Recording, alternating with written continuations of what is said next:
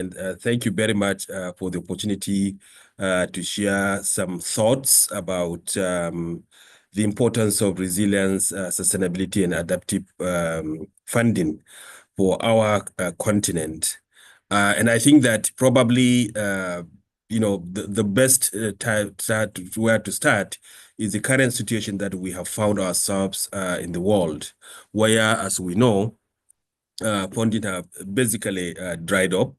I think that many of us are, paying attention to what is happening from the US, but the reality also is that, other parts of the world have also cutting their unfunding, whether in terms of whether it is in the Netherlands, whether the United Kingdom, whether it is places like Germany. So you find that, many countries of the world are also cutting their funding for the continent and for development as well. So this is a major, I think, challenge that we have found ourselves in the continent, but not only in the continent, but really this is a global problem that is affecting almost everybody. And many of you are aware of the consequences of what has happened so far. As you know, that there are many of our organizations that have virtually folded up. There are many places where many people have lost their income, they have their jobs. But more importantly, also that the communities that we serve, as you are aware, many of them are now suffering as a result of the challenge of funding that we have found ourselves in.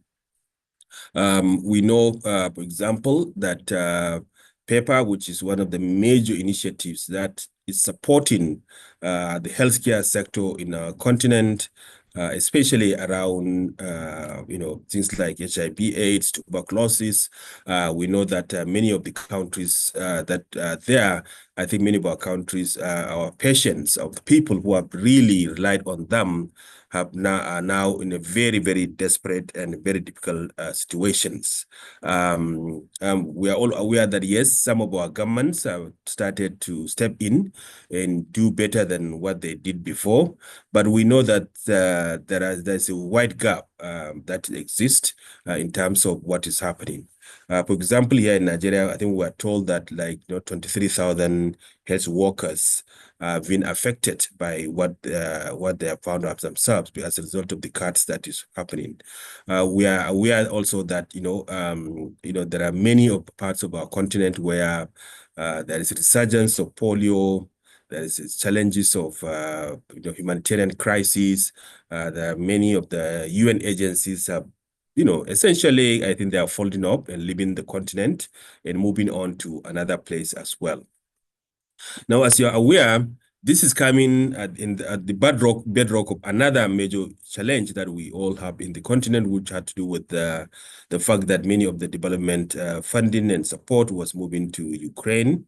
And we are not saying that, the people of Ukraine do not deserve the kind of support that they are getting, but the reality also is that a lot of the support that we had coming to the continent was also going to Ukraine. So we are in a bind in which, initially the challenge was about Ukraine. Many funders are shifting their support in that direction. But then, and then this now have been compounded by recent developments whereby almost every country of the world is cutting their own aid and support globally. And that has a lot of impact. The impact seems to be more around education and health issues. But we also know that, a lot of the bilaterals and others are also supporting a number of the kind of governance and youth landscape, and that we are all also very much involved with in other ways as well.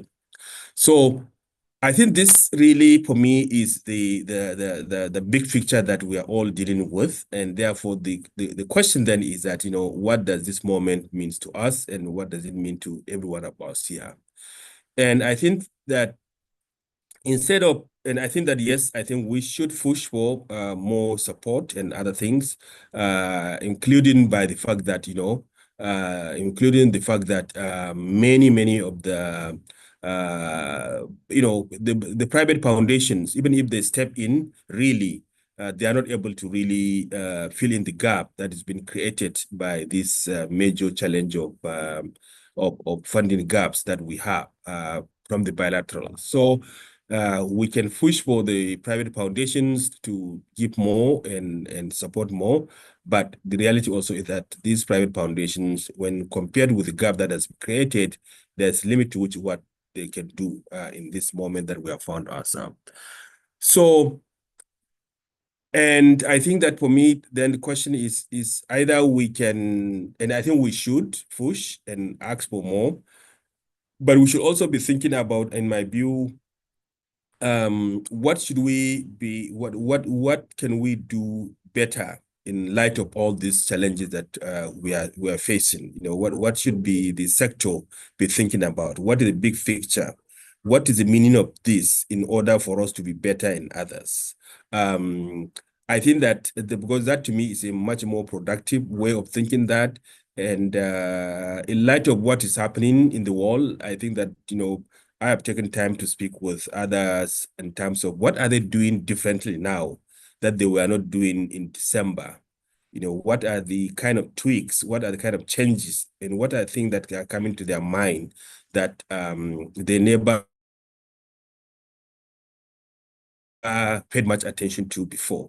And I think that is, to me, that the challenge that I think I want to pose to all of us is to think about what are we doing now differently in response to the situation that we have found ourselves that we were not doing before, let's say in December. And I think that is one area that I think that being able to adapt to the situation and trying to figure out what are the things that we can do differently in order to achieve what we want to achieve, but of course also mindful of the fact that, yes, we don't have all the resources to do it, but we're able to do some certain things that probably, 5 months ago, we never thought about them. And therefore, we will be able to see how we can do that differently. Now, I am saying that also because when I spoke to a number of people, they told me of a number of initiatives that they had in order to make them more resilient and to be more sustainable in terms of the work that they do, but which, unfortunately, because they were not probably pushed by circumstances, they never thought about those one things before. So, and I think this is not a good analogy, but you remember the discussion about the Dutch disease, whereby when countries get hooked into the oil economy, then they tend to forget about all the resources that they have before, and therefore they think that the only way they can do is just to continue with the Dutch disease challenge.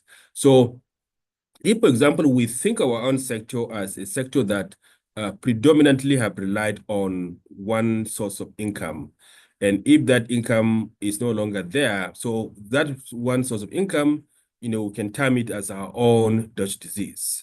And therefore we get hooked onto that, and therefore for us probably unable to get away from that challenge. But when the real shock comes to this situation, then you see that countries begin to adapt and try to think about what are the different ways they may be able to raise resources that they can now confront the current situation. So I think the first challenge is to think along those lines about the disease. We are used to certain things in certain ways. Now that thing is no longer there. What are the kind of new things that we should be thinking about? Some of them, as I said, already we have thought about them, but we have never really gone ahead to implement them just because we thought that, maybe it is not a rainy day, and therefore we didn't think much about that one. And that could be, I think, one of the thing that from the MacArthur Foundation perspective, is something that I think for us came to us, especially when we were supporting the media sector. The media sector, as you know, if you want an independent media in your context, you also want to think about independent sources of income, so that there is, in our own view, a relationship between between editorial independence and economic independence, so that, you know, the more that, you know, the media houses depend on one source of income, the more dependent they become, or they feel obliged to that source of income. And therefore, the way they report things and other things become much more complicated. So that was why the philosophy that we tried to push on is, you know, how do we multiply, how do we diversify our sources of income for the media? How can we work with them so that they can be a little bit more diversified and not being dependent on one source of income, and then, you know, find themselves, you know, stuck into one group of people or another group of people. As many of you are aware, at least in our own context, you see and you read our newspapers and you begin to wonder, you know, this newspaper, you know, where are they coming from? You know, this news that they're publishing, you know, doesn't make sense at all in other things. Or you see them giving awards to some questionable persons as either the minister of the year or the governor of the year or the prime minister of the year or whatever kind of year and they give them this award. And clearly, many of these things are really influenced by the financial resources that people get from these people. So the question that we have been asking ourselves and talking to people is, you know, how do we ensure that we have a multiple income stream for the media so that they don't become too dependent on one sector or the other sector as well. So for me, I think it's for us to learn from this experience of how do we diversify our sources of income, how do we become adaptable, how do we become more resilient and sustainable in the work that we do. And talking to many people, I think one of the things that I also ask people to think about is how are we effectively and efficiently also using our own resources at this time? Because it is sometimes when, you know, sometimes when you have resources, you don't think about effectiveness and efficiency as well. So probably part of the thing that we may want to think about is that, you know, maybe there were certain things that we were doing before. Maybe there are certain expenditures and nothing that we were incurring before. So maybe it's now time for us to think about whether there are different ways in which we may be able to achieve the same goal without following some routes that probably become more expensive for us to think about and do as well. So I think that for me, effectiveness and efficiency is certainly critical and very important. I think for me that in thinking about the diversification also, I think we have to think about, you know, some people do a lot of social enterprise activities. So that, you know, they have services that they can provide for others. Others do a number of consultancy services that they do and other things. And others, you know, are membership organizations, and therefore they try to also see what they can raise among their members to do that one. And of course, then, you know, you can think about, you know, what are the other either private funders or others that can do. But also, I think that also think about, you know, what can we, how can we relate with our own internal, our domestic funding sources as well. And here, I mean, you know, there are cases of, you know, whether it's a social corporate responsibility kind of work that many people do, many companies do, and maybe there may be opportunities depending on our context in our own countries and what we can get out of those people. Others may be also thinking about, you know, real well-organized, you know, philanthropic institutions that are involved in grant-making activities. I know there are very few of this in our own context, but maybe that is another one that we can look about. But I think the other thing I think I also want to think about is in terms of the faith communities. Because the faith communities, I think, is one area of philanthropy, in my view, that we have not really worked with very closely.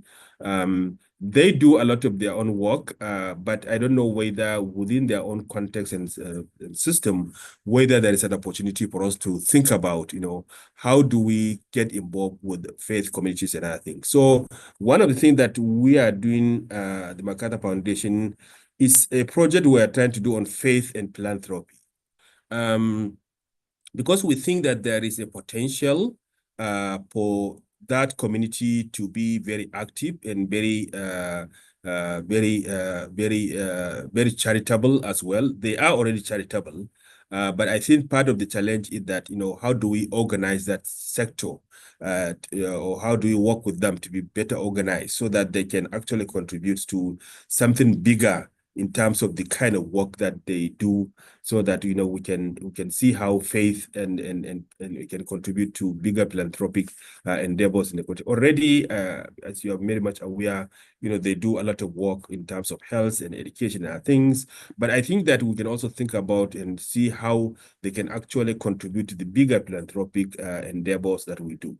I'm very much mindful of the fact that there are a number of challenges in trying to raise domestic philanthropic work and funding.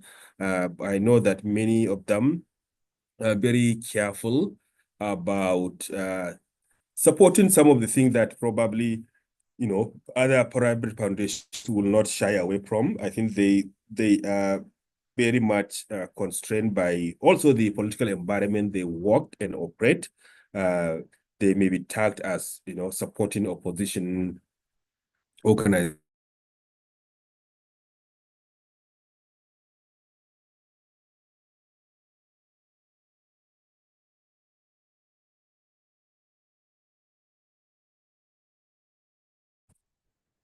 Sorry about that. So I was saying that I know that when we are dealing with our domestic philanthropic and groups, we know their own constraints. I think some of them may be very careful, very mindful, not to be seen as supporting opposition groups and associations, and therefore they may be more interested in the kind of regular things around like water and education and other forms of work that they think they might be better off doing than getting into issues like governance and empowerment work, and that may involve some mobilization so that they are not tagged as being opposition people as well. So in trying to conclude, I think that I want to I don't know how much time I was given, so been talking, and it's dangerous to give a former teacher a floor to talk because they can keep on talking and talking and talking and talking. But let me conclude by saying that I think that there is no doubt that there is a funding crisis that we are facing. Partly as a result of what has happened with Ukraine, but also what is happening recently. And I know that the private foundations and others are stepping up. For example, MacArthur is increasing its own giving from 5% to 6% this year. But whatever that we do, really, in my view, I think that we don't have enough resources to fill the gap that we have found at this point. And the most important thing is not for us to bellyache about some of these challenges, but I think is for us to think about what kind of strategies are we developing in order to respond to these challenges and see whether we may be able to do some of the things that we are doing and to make it better despite the challenges of the funding that we have. So let me stop here. You didn't give me any time frame, but I'm happy and glad that I have the opportunity to speak as much as I can as well. Thank you very much. Thank you very much, Dr. Colley. This is extremely insightful. Thank you for sharing. And you ended on the notes that it's about strategies. So what strategies are we employing? And that is why we're here. We're here to discuss strategies. You've shared quite a number of strategies already, but it would be good to not to take away all the beautiful things you've said for me, because I have a lot of things written down already, but I'd like to hear from our participants for feedback and questions. We'd like to engage Colley further to probably get to hear more about something he said that piqued your interest. I see Abdullahi talk about faith-based philanthropy in the chat box as well, and it's been quite a very insightful conversation already. So if you'd like to ask Dr. Colley a question or you'd like to make a comment, please can you raise your hand, or you can use the chat box as well. Please do so. We'd like to get more of this. Tokuli, you talked about private organizations, private foundations giving more. You talked about corporate social responsibilities. You talked about diversification being key, having social enterprises and all that. I think this has been quite insightful. But I'd like to hear from the audience more. So do we have anyone who wants to make a comment or ask a question from our audience? Anyone? I'm not sure I can see the, okay, Shamsuddin Abdurazak. Please, can you go ahead and ask your question? So good morning, everybody. So my name is Shamsuddin Abdurazak, and I lead the team at Glowing Minds Initiative. So I want to thank Dr. Kwali Shettima for that insightful presentation and keynote address. So my I think it's more of a contribution. So talking about the faith-based organizations, yeah, so they've actually been filling a space. But I think where some of we in the organized civil society and nonprofit sector could actually come in is in the area of well-structured intervention. So some of them maybe just once in a while, they just feel like, okay, maybe end of the month or maybe during festive periods and said, okay, they wanted to reach out to a certain number of people. But then, so I'm seeing a way of, for example, within the Muslim community, there is a structured zakat system where people give out of their needs to the needy. So where from our own end, we bring the expertise, they bring the money, and we're able to have a targeted approach to solutions, to problems within our domain. So I think that is where we could start thinking as a way to go in trying to possibly get local funding, especially within our context here in Nigeria. So that's my submission. Thank you. Thank you very much, Shamsuddin, for that submission. I see Kennedy's hand up. Kenny, you have the floor. Yes, thank you so much, Dr. K, for that interesting point to raise. There's one point on social entrepreneurship that I want to pose a question to you on to see how you're thinking about it. If you see all that climbs, and it's great that Mercator Foundation is working at the global level, so you probably see situation differently in other continents, where as a social enterprise, you actually get some rewards or incentives on registering as one, or even creating some kind of solution while actually looking towards impact at the same time. So my question to you is, at MacArthur Foundation, is there any way you are pushing the government, the Nigerian government, towards creating an incentive for more organizations to begin to transition into social entrepreneurship, whereas we've operated as nonprofit for a long time? Or the landscape, is it very conducive for nonprofits to also still thrive in spite of what's happening here? That's question one. And question two will be, we've seen global events like the COVID-19 era that shifted significantly how we are working today. Why do we wait for global events to innovate as a people? So I'm just wondering, because I know you have some expertise as a psychologist to maybe help us understand why the human minds wait for such situations to respond or react. Thank you. Can I respond to this one before the... Yes, please, go ahead, Dr. Lee. Okay. Thank you very much. First, it's about Shamsuddin's question about how do we get the faith groups to be better structured and do what they need to do in other things. So, and I will randomly talk about this. So at the MacArthur Foundation, one of the things that we did under our last program was around on accountability, was really to reach out to the faith groups about accountability, because we know that many Nigerians, and I'm sure as Kenyans and every one of us in the continent, believe that, faith is important to them.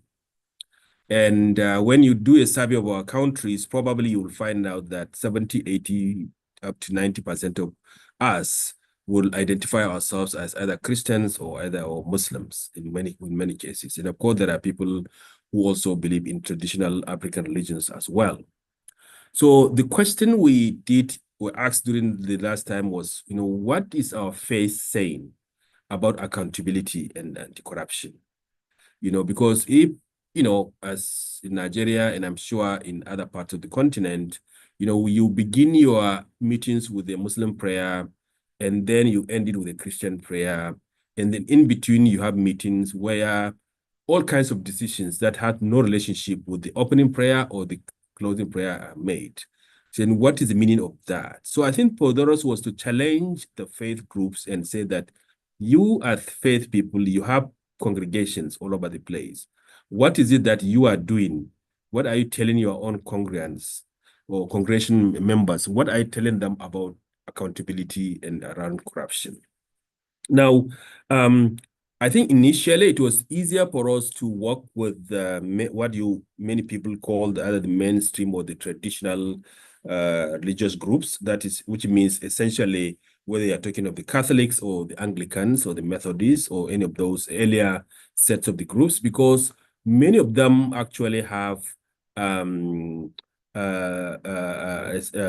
social mission embedded in the kind of work they do and other things. Now, I think the bigger challenge for us was really working with the groups that we usually refer as the Pentecostal groups. Essentially because I think that, it's a group that, as many of you are aware, really there's a lot of emphasis on individual salvation and individual prosperity. And therefore, that sense of what is the social mission of the church is not well entrenched and well established in that kind of gathering as well. So then what we did was really to begin to then begin to talk with the Pentecostal movement in Nigeria and begin to think about what is the social mission of the church itself and others. And of course, the same thing that we did with Muslim groups and other things as well. So I think what I'm trying to say is that, yes, this question of the structure and the process is critical, especially in the faith groups. And I think there are various faith organizations, and I think you have to approach them differently in this kind of situation as well. So now in terms of philanthropic work, one of the things that we are doing now is really to try to also raise the question with the faith groups around faith and philanthropy. In terms of, yes, among the Muslim community, there is a well-established system of zakat, which, tells you about, what you are supposed to give to every year as your own annual contributions, which is 2.5% of your wealth. And then, of course, there is the institutions of Sadaqah, and there is institutional workup, which is really not well established, well understood, especially among the Maliki school, which is the predominant school here in Nigeria as well. So that is a big challenge. And so we now have a grant that we have just given it to Al-Habibiyya, and there's an organization called Azawan, which is Association of Zakat and Workup Operators of Nigeria. So this is an organization that brings together the number of zakat institutions that have been established in the country in a much more structured ways. And I think those of you who are in Lagos, the Zakat Foundation of in Lagos, which have been very, very strongly working along those lines. And then we gave a grant to Luxterra and trying to say, okay, how can we also challenge within the Christian community around an institutionalized process of doing that. Of course, we know that, there's the institution of TIE where people go and then people contribute, their monthly income in that direction. But how can we establish that system? So we had some conversations with Luxterra. We talk about bequest. and whether within the context of our own system, whether things like bequest will be acceptable or not, and other things. And then how can we do that? So I think there's an opportunity for us to do something. Now, if you look at World Vision, the income or the spending by World Vision, I believe 2023 was like $3.3 billion. $3.3 billion. That's what World Vision raises and what it gives out to people. So it's a huge, huge opportunity there that you can always organize people and see how this can be done and other things. So I think there is an opportunity for us to do work with paid people, and I think that we have to remind them about that. And I think that for the Muslim community, as you know, there is a very important tradition which I've said that there are three things that live after you. One is good books that you have written, and people who benefited after your death. The second one is you have good children who pray for you. But the third one, which is very important, is that you have what is called enduring charity work. So that is something that you have done, that you have left behind, so that other people can continue to benefit from them. And that is the institution of establishing charitable organizations and leaving behind those charitable organizations so that we can do other things. And, when I teach, I always ask my friend, my students, do you know Abiola? And a lot of people don't know who Abiola is.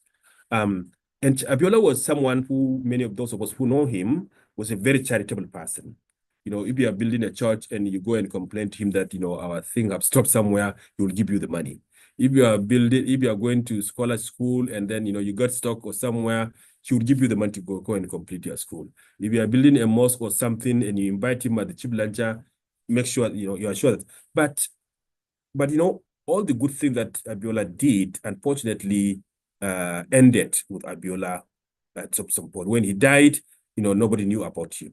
And that's why, that prophetic tradition about establishing a legacy that continues to generate benefit for you even after your death comes in. And that's what the MacArthurs and the Fords and others have done because, they were wealthy. Of course, many of them, their sources of income were very questionable at that time, but they left something that continues to benefit them even after their deaths and other things. So I think that, yes, there is an opportunity for us to do that. And which also, I think, in some ways tie into Kende's question about social enterprise, in the sense that one of the things that I tried to, so we have the tax bill or tax reform conversations going on in Nigeria. So we try to involve the triple NGO and try to say, look, the reason why the MacArthur's and the Ford Foundations still exist, at least one of the reasons is just the tax exempt status that they have. That if they are able to give minimum of 5% of their wealth for a charitable purpose, they are not taxed.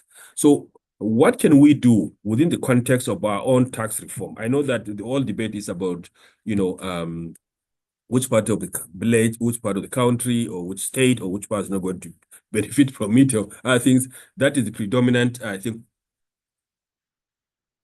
Sorry, that is the predominant conversation around that in terms of who is going to benefit. But how can we use the discussion, the debate around the tax reform in order to pay attention to kind of thing that Shamsuddin is saying, but I think also goes to the point about, how can we use the tax reform conversation in order to advance social enterprises in our country.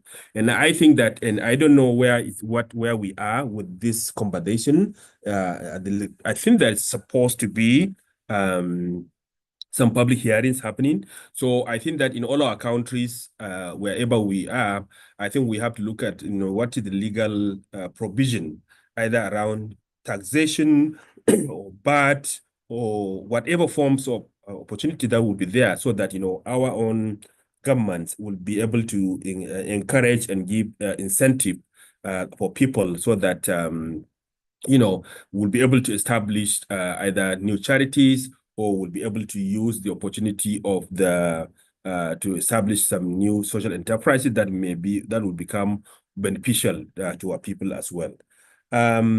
Yes, unfortunately, we human beings, as we all know, it's only at the time of crisis that we begin to,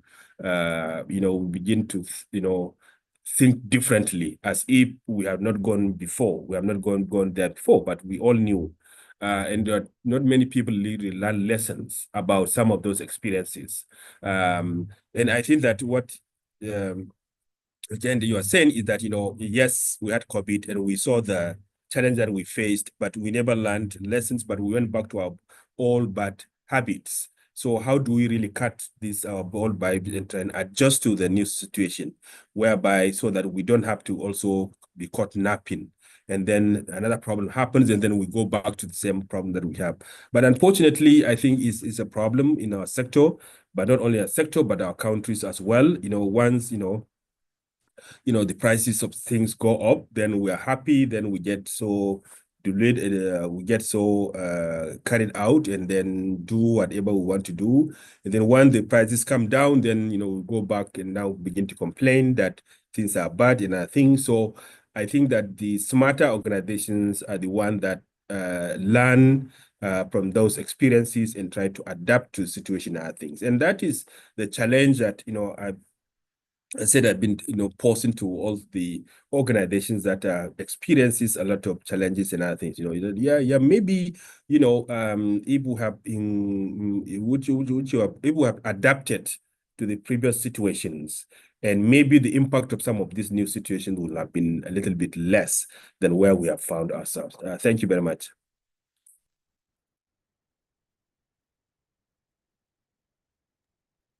Thank you very much, Dr. Colley. Thank you. I wish we had all the time today to actually dive deep on this. Quite an insightful conversation that we're having, but because of time, we have to go to the panel session, because our panelists are also ready to share more insights and expand on what Dr. Colley has already shared as well. And before we also round up the day, we will have a breakout rooms, and the idea would be to also get feedback from the participants. What ideas, what strategies are working for you? How are you pivoting? How are you using your resources effectively? Like Dr. Colley has said, how are you ensuring that we have great outcomes with the scarce resources available? And so these are the conversations that we'll have in our breakout rooms, but we will get to the panel session right away. So thank you so much, Dr. Colley, for sharing. You have been amazing. And so we'll invite our panelists. We have 3 powerful panelists in the room today. And I know they're ready. We have Amabel Nwakama, and Amabel Nwakama is the Director of Programs at LEAP Africa. And so we won't read all this lengthy, powerful profile, so where we can have time to actually delve into the conversation proper. So thanks, Amabel, for joining us today, and we're happy to have you. Next on the list will be the board member of Youth Cafe, Mary Yvonne Ododa. Mary is a development specialist and executive director at Nuru Trust Network. Thank you, Mary, for joining us. We're so happy to have you on the call. And finally, we will have Maximilian. Maximilian is strong in governance and innovation, and he has raised over $20 million in funding. And so we'll also get to learn from Maximilian how he has been able to do this. Maximilian is the African Forum Coordinator for the Global Democracy Coalition, and he also works with Youth Cafe as a Senior Program Officer, Democracy, Governance, Human Rights, Election Observation, Innovation, and Research. Thank you for joining us, Maximilian. So happy to have you on this call. Are we ready? Are we ready for this strong conversation right now? Thanks, Amabel. And so I'll start with Mary, if you permit me. Mary, thanks once again, but we'd like to take it off from where Dr. Colley has talked. He has shared about the challenges that exist. He has shared alternate funding mechanisms that we can use, and he has shared great insights on how we can sustain youth development amidst this circumstances. And so the question would be, from what he said the strategy would be, how do we use the most effective, would be the most effective way to use the most resources and achieve the most outcome? So the question would be, given the complex challenges that young people face across the continents, now. What do you think should be the top shared priorities for initiatives focused on African youth development? All right. Good afternoon, good morning, everyone, and thank you again for this opportunity. So I have a list of priorities, but I'm going to narrow them down to the three. And just starting off, a lot of young people, we are always told that we're the leaders of tomorrow, but I really like what I met a young activist sometime last year, and basically what she told me is that we keep being told that we're the leaders of tomorrow, but we are the disruptors of today. And this captivated me so much because I could understand the urgency with which African youth are demanding for change.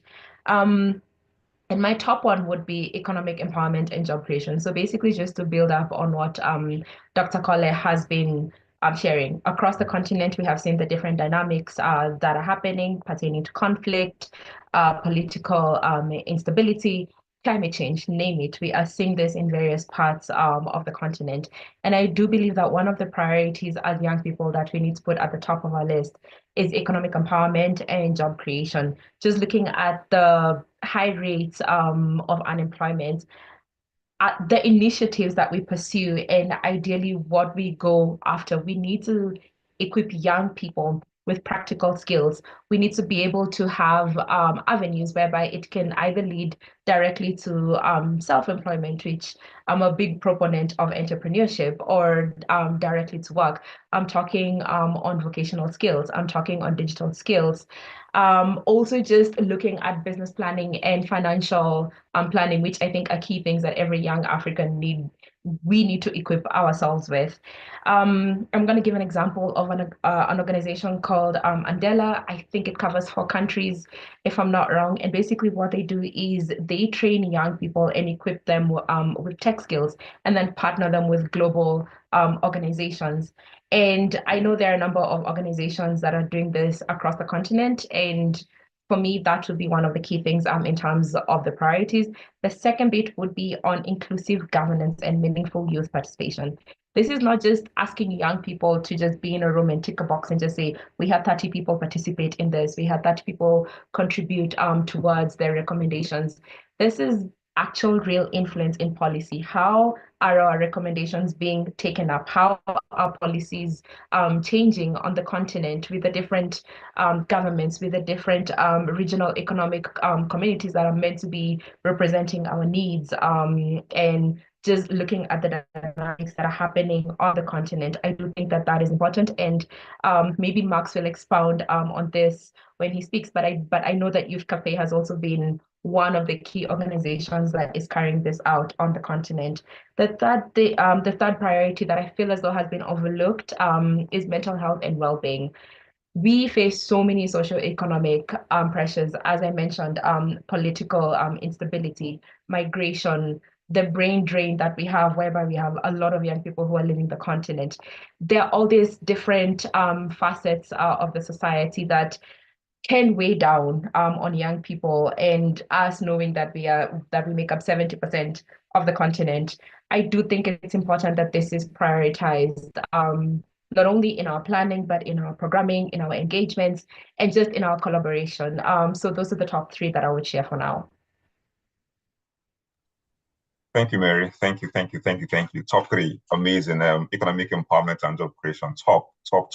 And more so, like you said, inclusive governance and meaningful youth participation. There's this conversation that youth participation in Africa is really tokenistic. It's to tick the box, to ensure that young people are there, not for their voices to be heard, but for the box of inclusion to be ticked. Do you think that's true?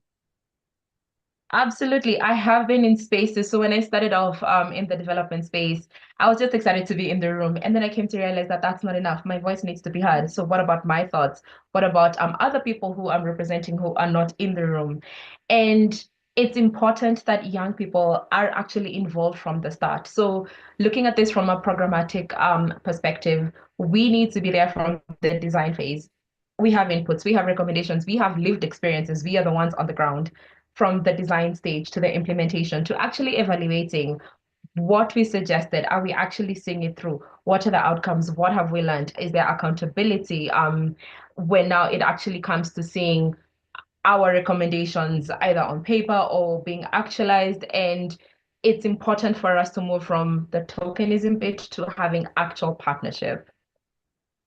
Fantastic. One more question for you. I like what you said about we need to be there from the design stage to implementation, but more so to also evaluation. Now, how do you think people can actually be included? What strategies do you think can be adopted to ensure that young people are included in decision making across Africa? Okay, so one key thing is such a platform. This is really good in terms of having an avenue whereby we can collaborate, we can talk, we can connect. But now looking at the bigger picture from a continental outlook, invest in youth-led organizations. And this is not just give money or just have your target beneficiaries be young people, because a lot of INGOs are actually doing this, whereby you will get a program, it looks amazing on paper, it looks like it's going to be successful and impactful, and the only thing you get to see is basically just the beneficiaries. They have said we will work with youth, we will do this, but they're not there from the start. So when it comes to investing, I'm talking about capacity building and capacity sharing. I think that is quite important. And the one key thing that I usually advocate for, especially in youth-led spaces, is have young people there who have lived experiences. There is a vast difference between young people who live in metropolitan areas and cities, as well as those who live in the rural areas. It's important to have these different voices come together so that we can have that holistic approach, we can have impactful interventions, and then also have transparent channels of feedback. Right now, we can leverage on tech in a lot of the countries that we're in. We need to actually have transparent channels so that we can see how our contributions are actually making a difference. And not only to be accountable, but also how can we learn from this? So it also needs to be a learning and sharing session every single phase of whatever program or initiative that young people are partaking in. And I cannot overemphasize this bit when it comes to mentorship and leadership pathways. There are also a number of organizations that are doing this, but I do believe that it's important that if we've gone ahead, we need to hold hands of the ones who are behind us. So it's not a thing of, okay, I'm in this space. So you tend to forget that there are other young people that you will live this space. You won't always be young. So it's important that even as you're in this space, as you're advocating, as you're creating, there will be a gap when you leave. So how do we fill that gap in? And this is where mentorship comes in. I don't think there's such a thing as too much mentorship. It's important that mentorship is curated right through, right from the beginning to the end. And even us, just right here in this space, I do hope all of us are partaking in this, and knowing that we are setting avenues, we are creating opportunities to actually guide the ones who are behind us. Thank you, Mary. That's quite spot on. We'll move to Amabel. Mary talked about the need to equip young people with practical skills, and she talked about capacity building as well for young people. And so, Amabel, what emerging skills and competencies should young people focus on to stay relevant and drive meaningful change in 2025 and beyond? Thank you so much, Ikenna, and thank you, Mary and Maximilian, for being here. Thank you so much, Dr. Colley, and to everyone who is tuning in from wherever they might be. Really happy to be here, really happy to have this conversation. And, you know, it's something that we talk about a lot in different spaces, different forums and webinars, conferences. What are the skills of the future? What's the future of work? What are young people supposed to be focusing on? What are things that are potentially redundant? And there's a lot of indicators that show us that there are certain sectors that are really growing, and there's expectations that they'll accelerate. But as a foundational thing for us at Leap Africa, what we see, and one of the things that we're so passionate about driving is what we call digital intelligence. So, you know, in the past, we've talked a lot about digital literacy, but I think how I think about it is taking it a step further.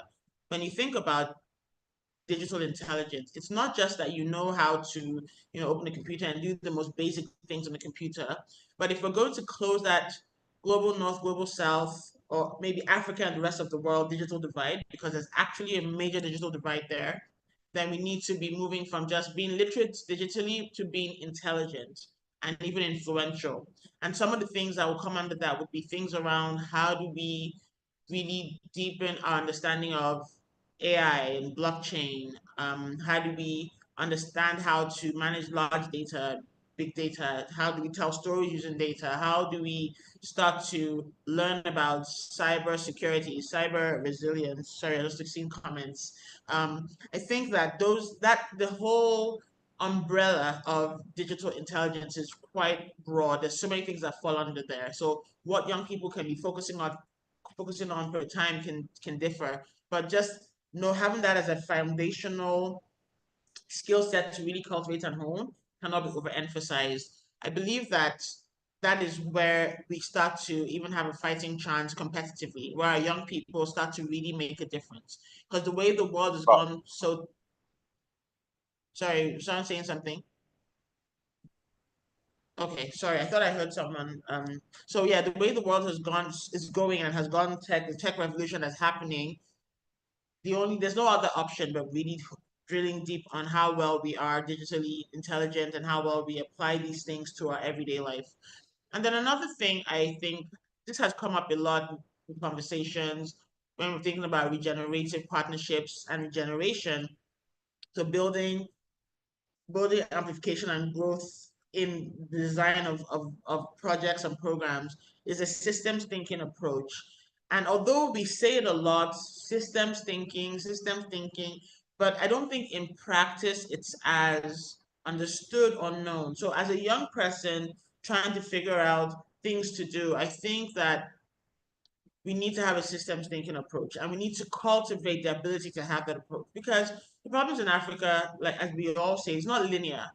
It's very interconnected. So understanding how climate change, youth unemployment, how gender inequity, how education or lack of education, how those things are interconnected, and being able to design programs and think about interventions at that high level that touches a little bit on these things, at least try to create some kind of coherent intervention around these things, or holistic might be a better word. I think that's going to be a game changer for people that are able to be able to do that. So big picture thinking, big picture drilling, identifying root causes, and leading from there, applying and fostering interventions from there. I think that's going to be, in fact, it is extremely important, because we have so many things happening on the continent, so that you can't afford to be doing things just based on an activity in one thing and then not realizing how it interplays with other things that may affect it. So we have to have that systems thinking approach. I cannot not speak about entrepreneurship.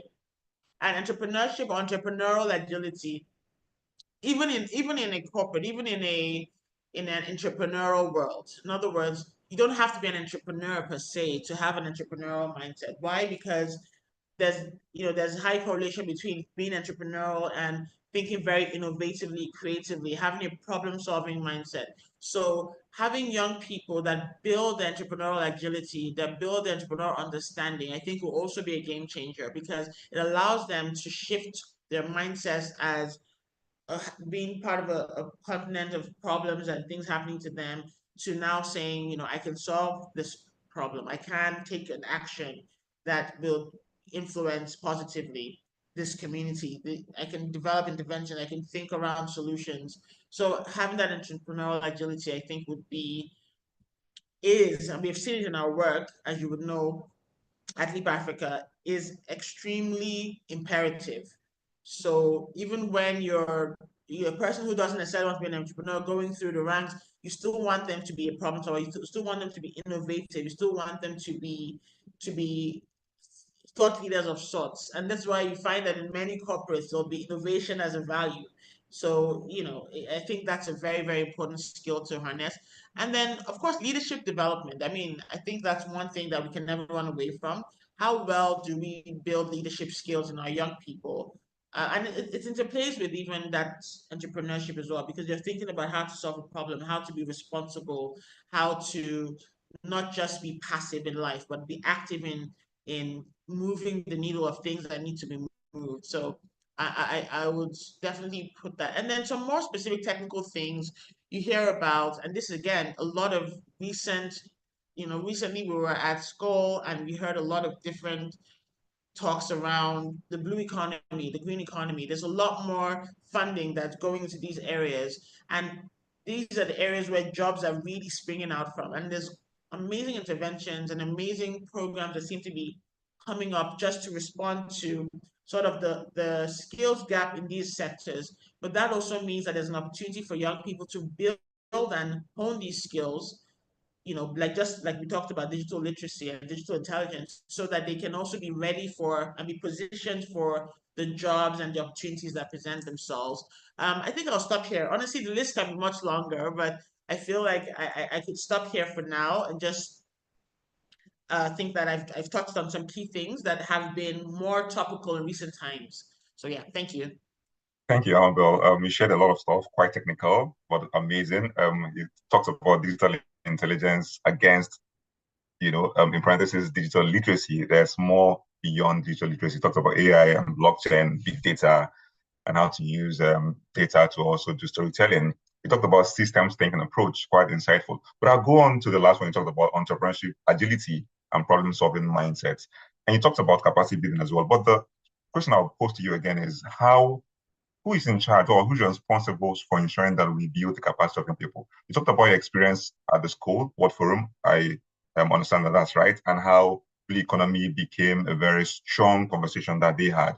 So my question would be, with the educational system we have in Africa and this information gap that we seemingly have as well, who is responsible? CSOs, governments, institutions. How can we bridge that learning gap so that young people in Africa can be exposed, but also have the skills required to compete globally and ensure that global trends and economic resilience and system thinking approach is embedded in them throughout their journey of growth?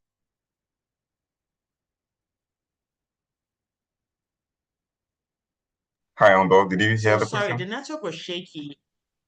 Yeah, but maybe you have to take it again. It was shaky in between, so it wasn't very coherent for me.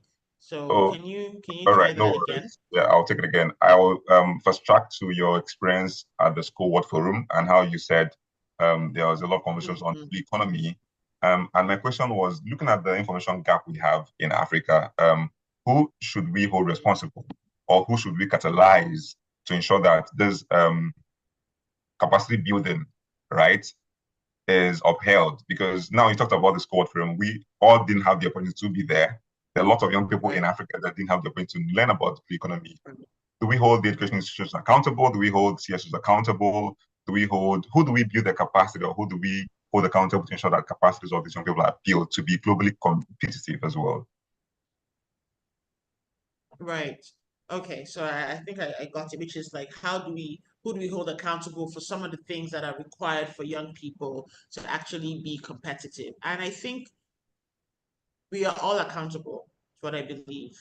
And we are all responsible for holding ourselves accountable. So the young person is responsible for taking some steps, putting themselves out there, positioning themselves to learn. So being teachable, being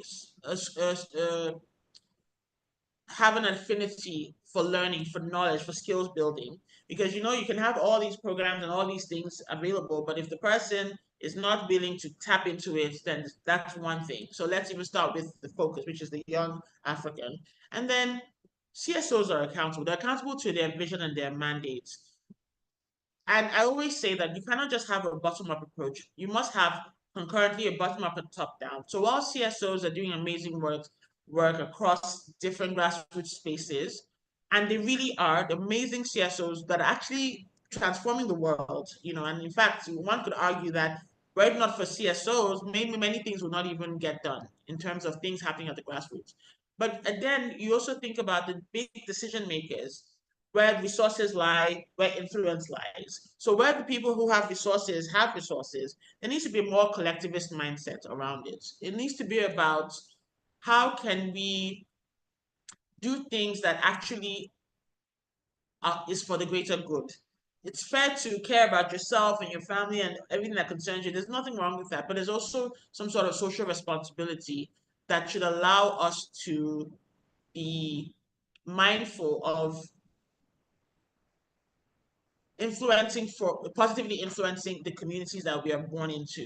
So if, I would just funny analogy, if you have one person in a space that is the be all and end all in that community, that has all the resources, all the influence, surrounded by perhaps abject poverty, people that do not have resources, then not only is it even the inequalities are already staggering and problematic, but they also make themselves a target. But when people feel maybe, using a funny phrase like well fed, and everyone is sort of in their own spaces sufficient enough, then you, even if you're super sufficient, may not necessarily be a target. So I think thinking about an us versus an I would be very, very helpful. And that is where people with resources can be held accountable to say, your resources they are drawn from this space or these things which involve people. You cannot in silo become so resourceful or have so many resources. So how can you give back? So this is where ESG has really, really gained a lot of traction over the last year. Before then it was CSR. But apart from that, we think about influencers, and now I'm coming to public servants, the government, who are the ones that create some sort of enabling environment under which, you can have all the great ideas, even great resources, but if you do not have concurrently or commensurately an environment that allows you to do your work well, get supported, get amplified, there will be a struggle.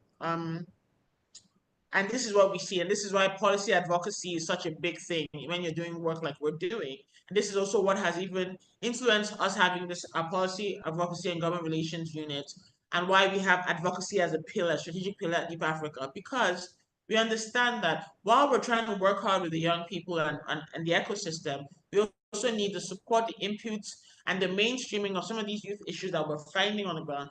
We need to be able to bring it forward, bring it to the fore, and really make a lot of quote unquote noise around it so that things can change for the young person, so that young people are more incentivized to do these things, to take up these opportunities. So while they are availing themselves, what on the other hand, on the flip side, what are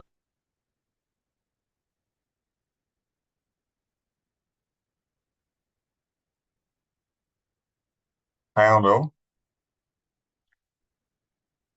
I think we lost Annabelle. Are you speaking or it's from my end? No, I was still speaking, but I mean, that was the last thing I was going to say. Okay, fantastic. So, yeah. Sorry about the network. I know I'm apologizing on behalf of the telco, but yeah, thank you so much. It's okay. Thank you so much for responding quite brilliantly, Annabelle. And I'll go to Maximilian for time. We'll just rush it up a bit. A lot has been said. A lot has been said. But one striking thing Annabelle said is young people need to position themselves to learn. And that's why we're here. We're here to be positioned to learn and also to contribute our knowledge to drive this conversation. And so, Maximilian, there's this divide between, I think Mary also pointed out, there's this divide between the rural and the urban young people, right? How do we bridge this participation gap for rural youth, and other marginalized groups in Africa? Hello, good afternoon, and from East Africa, and good morning from West Africa.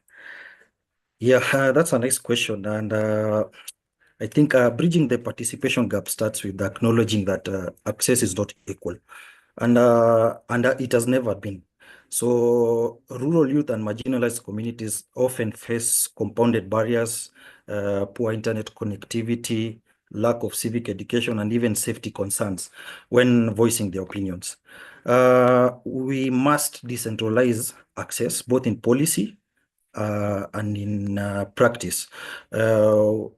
I mean by taking our engagement efforts to them, that is, not expecting them to come to us. For instance, I'll just give one review from the Youth Cafe, where we have piloted rural dialogues, where we co-create with community action plans directly with young people using local languages and culturally relevant tools. Also, digital platforms should be inclusive, like mobile first approach, offline access, and USSD-based civic tools can also help bridge the digital divide. But it's not just about bringing them in. We must also listen differently. That means creating safer spaces and mechanisms where youth, especially young women and disabled person, can speak without fear and backlash. Thank you so much, Maximilian. The last thing you said was quite insightful. It's not just about bringing them in, but we must listen to them differently and ensure that their voices are heard. That is spot on. Thank you so much for making your statement succinct and straight to the point. And to also ask the follow-up question about accountability, right? We have talked about young people participating, right? Our voices being heard and seen. So what will be the accountability mechanisms that will be necessary to ensure that young people are strong actors and drivers in governance?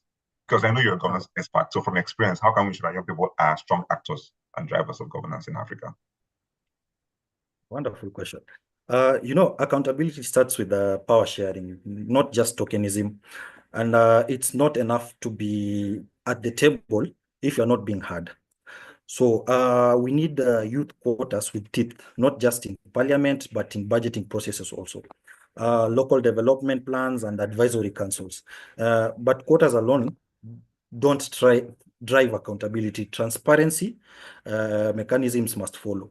For example, in the youth scorecard, the track implementation of youth-focused budgets, having worked in counties like Makueni, Kenya, that is, these are just simple community managed tools where young people access whether promises made by county officials, elected that is, translate into action.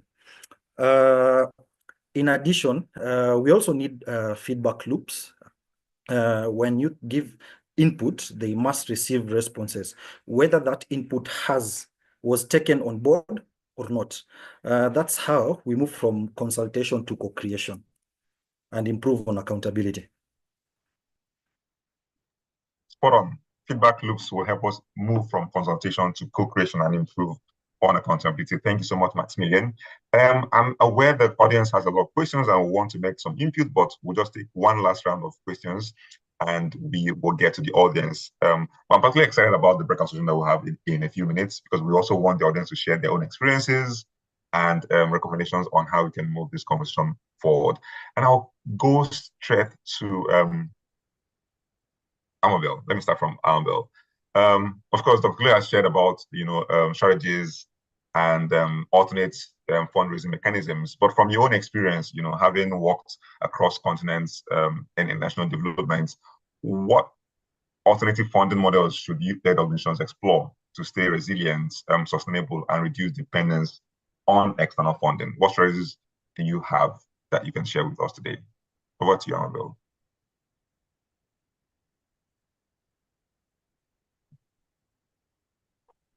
Sorry, I just realized I was muted.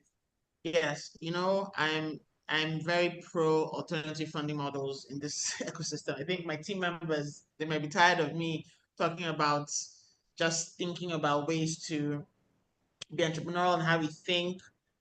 One of my pet peeves in my mind is the sense that we've been too accustomed to dependency when it comes to funding, and because of that, we risk being, if one donor or one funder pulls out, then we risk everything collapsing. And I think that's a problem.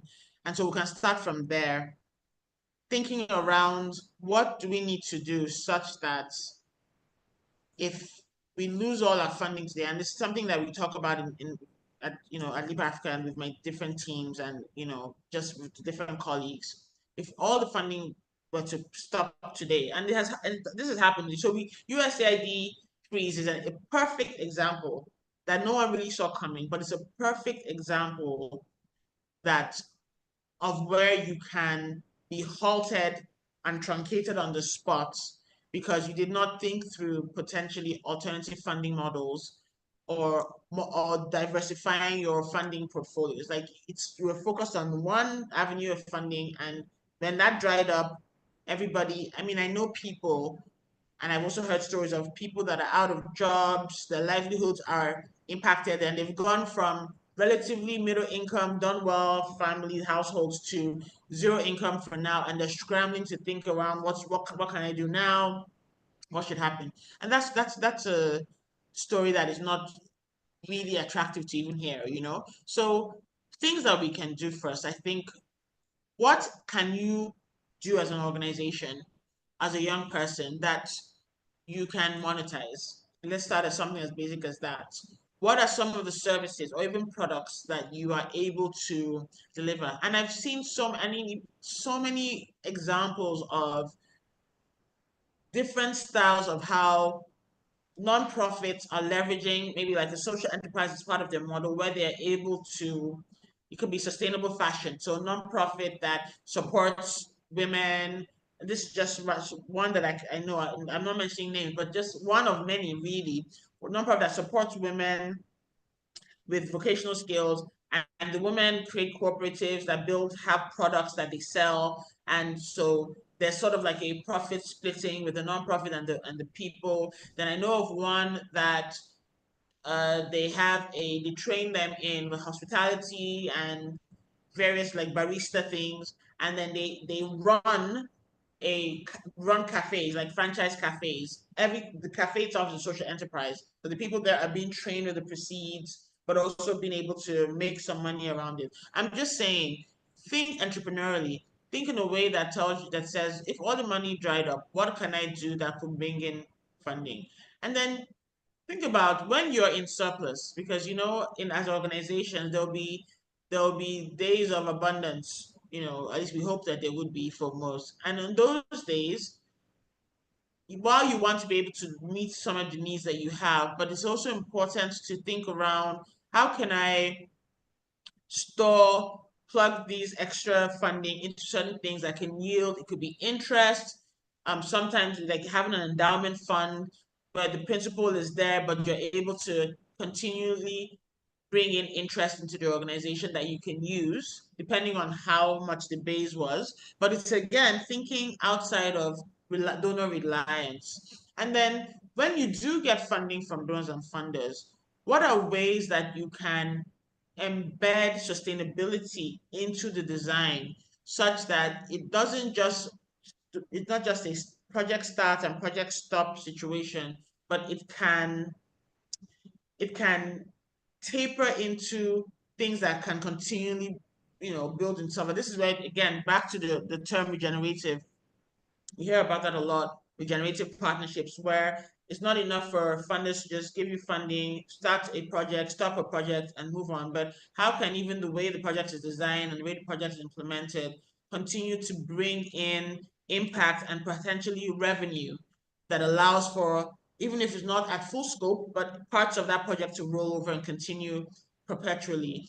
So the ideas around how funding could be diversified is many. So even crowdsourcing, for example, we live in a world. So this is now where you can leverage tech and leverage digital tools that allow you to crowdsource, to tell stories that allow people to say, you know what, I really believe in what you're doing, and I want to give $1.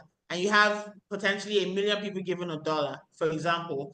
And we don't realize that even those little things that come in on aggregate can be big things. We are looking too much at singular donor people or donor organizations and say, oh, let's fight for this. But there's so many ways, and the world is so becoming increasingly decentralized, where we really have opportunities to leverage these access that we have to people that could be all the way in another part of the world. And I say things that I know have been done successfully. So it's not an idea. It's actually things that have been vetted and tested. So I would say that the encouragement here and the call to action here is, don't stop at, oh, I have this funder that wants to give me money, and then you want to go back to that funder 10 times. And it's a very transactional relationship. At some point, that funder may not even have the same amount of money. You don't know what force majeures could come out of that. Try and position yourself in these different ways, sometimes all at once, so that if one dries up, you have a little bit from this side. If this one dries up, you have a little bit from there. So there is consistent thinking around how to diversify our funding sources, how to have alternating funding models that we can tap into, how to think outside the box when it comes to funding, when it comes to philanthropy, when it comes to being able to support and fund our core mission. So I'll pause now But I hope that was able to answer your question. Thank you. Fantastic. Thank you, Annabelle. So go to Maximilian. Maximilian, you raised $20 million. Can you share experiences from the Youth Cafe and other fundraising mechanisms, alternate fundraising mechanisms that you used over the years? Well, thank you. The USAID funding was really a wake-up call for many organizations, especially the youth-led organization. So many went under this year, and so many youths were affected. And I can say that we can't really rely on a single donor dependency anymore. And youth organizations should look towards blended finance. This is whereby we intersect philanthropy, private sector, and government investments together. An example is some youth-led agribusinesses and hubs, that is, are blending grants with revenue from sales and even micro-investments from the community. This is from the many different meetings that I've had with different youth-led organizations within Africa. So I've been picking a few things that some of them decided to diversify after the USAID and after the USAID froze the funding. And also Annabelle has talked about crowdfunding. We have one in Kenya where youths are using Mchanga, where young people raise funds that is via mobile money to support everything from school drives to social justice campaigns. Also, not forgetting partnership-based funding, whereby youth organizations partner with the local SMEs and social enterprises on joint projects that fund both community outcomes and sustainability. Partly that's what also the Youth Cafe has done. We haven't really relied on one single source of funding. We usually diversify from different, some we do apply as grants, and some we do the partnership-based funding, where we are partnered with a few other youth-led organizations and also government, and there is a local SME also that is also on the pipeline, still at discussion stages. So I believe that such projects, the youth-led organization should be encouraged to diversify in such an area. Thank you. Thanks, Maximilian. And finally, let's hear from Mary, funding strategies. How can young people remain resilient with this funding landscape changes? All right, so I'm gonna share from, oh, there's a bit of an echo. I hope I'm clear though. Yes, you're clear, Mary. Okay, fantastic. So I'm going to share from some of the activities with marginalized communities that we work with. I'm glad that Max has covered the Youth Cafe side. So at NeuroTrust Network, what we do is we are exploring avenues with the diaspora. And a lot of the work that we get to engage with, especially with young people, there are a lot of organizations outside of the continent that are willing to actually support youth-led initiatives and programs. And just to put it in perspective, last year, just in 2024 alone, World Bank estimated that there were remittances of about 100 billion USD just on the continent. Sub-Saharan Africa specifically was $56 billion. And these are some of the ways that we've actually been able to tap into these different sources, into these different avenues. And my heart definitely goes out to all the ones who were shut down from USAID, but there are other avenues. And the one key thing we always have a look at is that we look at the glass half full. And this is an opportunity for Africans to be more innovative, as I believe we've always been innovative. We've always been resilient. So I feel as though this is our chance and this is our platform to actually showcase our entrepreneurship skills, how we can actually make sure that our programs are sustainable, how we can still engage with communities. So for me, I would urge young people to have a look at the diaspora networks that are out there, and get to connect, get to collaborate, and you will get support. The second thing is now on the advocacy bit, where I would urge young people, especially those that are involved with budget tracking and advocacy. We need to push our own governments to be able to have funds in our national budgets in order for us to sustain our programming, and just to make sure that all the beneficiaries from the different activities and funders that were there can still be sustainable. And also in the long term, we make sure that we carry on so that there's no gap or that we're not stopping just because funding is not there. But for me, Africans are so innovative, and as Amabel said, there are various ways to be able to get funding and still continue with the programming that we're doing. Oh, and one last thing, please engage with your local businesses. We might not think that they can come to the table, but a lot of them are willing to also work with youth-led organizations. Thank you, Mary. Fantastic suggestions. Engage with local businesses. And I like the fact you talked about how we need to deploy advocacy to hold our governments accountable, but more so to ensure that they prioritize youth development financing in the budget. And I think that's even a call to action for advocacy organizations on the call. And that's something that we should do more in 2025 to ensure that the government prioritizes youth development, and there's commensurate budget to ensure that activities for youth will be prioritized. So I will take one question before we get into the breakouts because of time. So who is a super lucky person who wants to ask a question? But I think the panel has been quite fantastic in exploring these issues and giving spot on recommendations. Do we have any question? Do we have any hand up before we break out? But you have a lot of time in the breakout, not a lot of time though, but you have some time in the breakout session to actually share your thoughts, opinions, and what has worked for you as well in your local communities.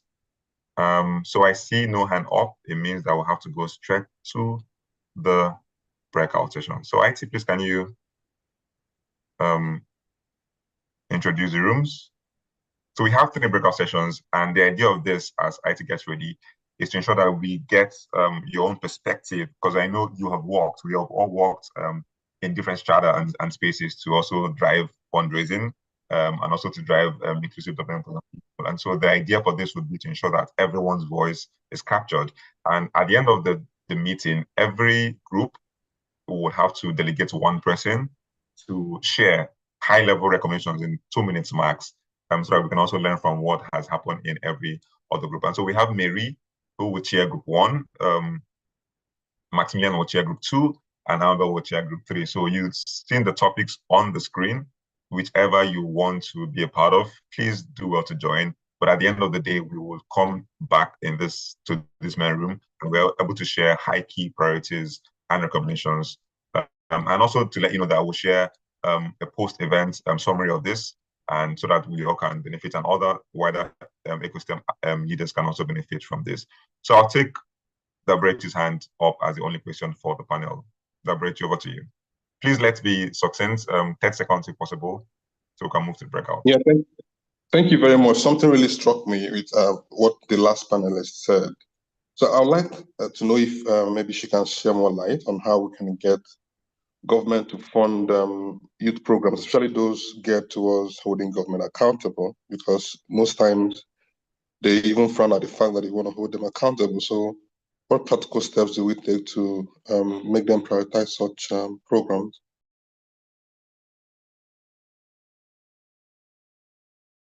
Okay, Yeah, I'm assuming that question is for me. Yes, please.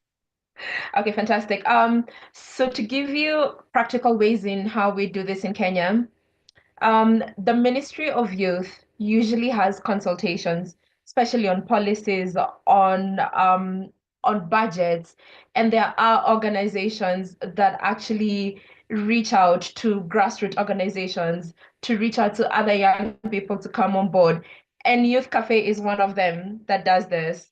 So Max can also attest to this, that a lot of the recommendations that young people have given have been part of the manifesto that the current regime is using. So I don't know how this is carried out in other in other African nations, but usually this is done through public consultation. Rather, that's how we carry it out here in Kenya. Okay, thank you, Mary. I hope your question has been answered, Dabreti, but if not, please find Mary in her breakout session. She's willing to share more light on that as well. So it's time to move to the breakouts. IT, please open the breakout rooms. Thank you. The breakout rooms are open.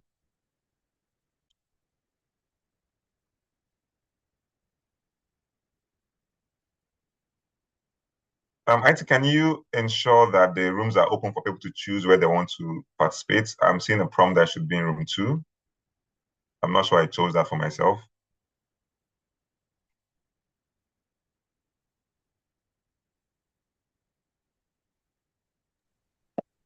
I can't see the one for room 1.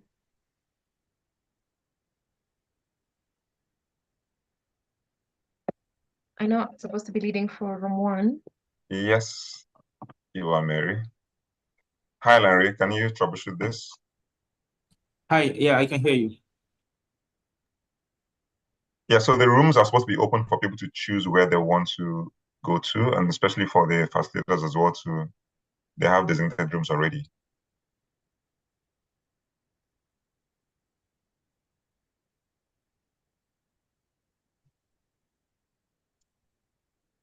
Hello, you can hear. Yes, we can hear you, Larry. Are you working on it? Yeah, yeah, the rooms are open.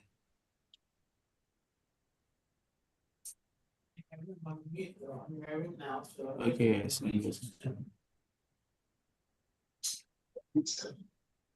So I think there are others struggling to get into their rooms, Larry.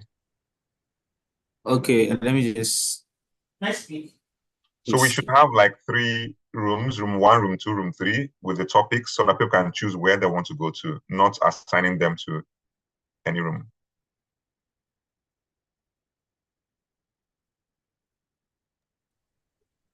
Okay. Apologies for that. I think that will be up in a few minutes. Thank you so much.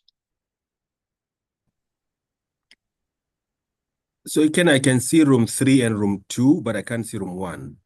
So room 1 remains here. So room 1 is in this main, thankfully, I think I've gotten that information now. So Mary, you are in room 1. Room 1 remains on this main page because we're also streaming live on YouTube and we also want them to participate so that we don't cut them out entirely.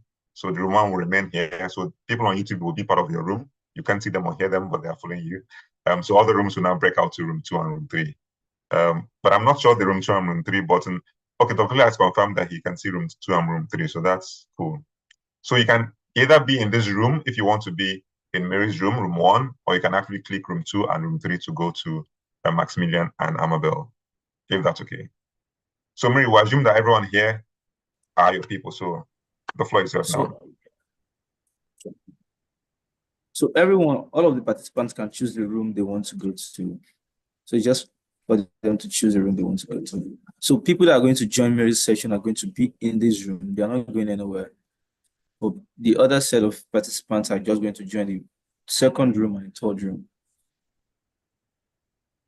Okay, so while we start, if you have difficulties, just let us know. But if you go to the more, if you're using your laptop, there's a more tab. If you click on more tab, you'll see the breakout rooms. If you click on the breakout room, then you see room 2, you can join. You see room 3, you can also join. Thank you very much. Over to you, Mary. Okay, fantastic. Just to check, how much time do you have? We have 15 minutes, please. 15 minutes. Yes. Okay, lovely. So everyone who's in room 1, thank you so much for joining. I'm looking forward to hearing your views and your opinions. And I think before we get started, could we have our rapporteur who will report back some of the key recommendations? I need a volunteer, please.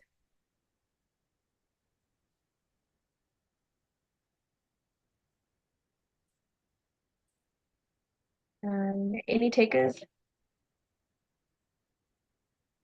Or can I select?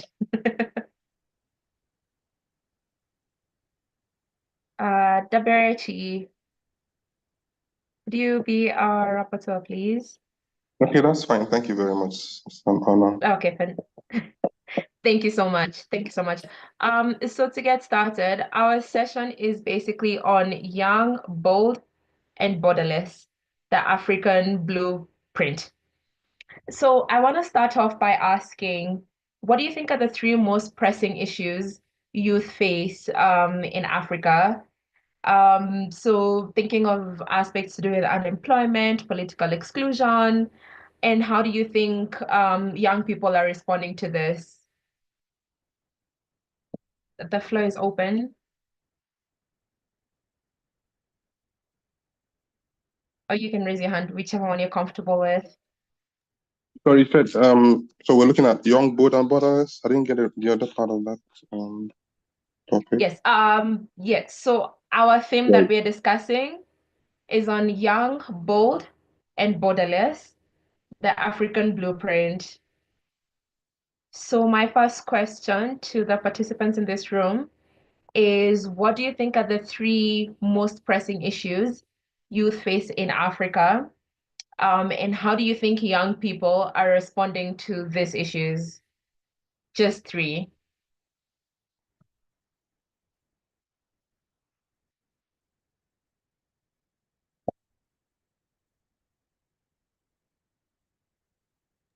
So I'll say one is unemployment. Mm-hmm. How do you think young people are responding to unemployment? Yeah, so I think young people are giving themselves to skill acquisition. More young people are learning skills in tech and other vocation as well. So that has been up in the last couple of years, and I think it will continue to go in that direction. So young people have taken up the responsibility of creating opportunities for themselves and creating opportunities for their peers. So that is one way I think they've responded to unemployment in Africa. Absolutely, I agree with you.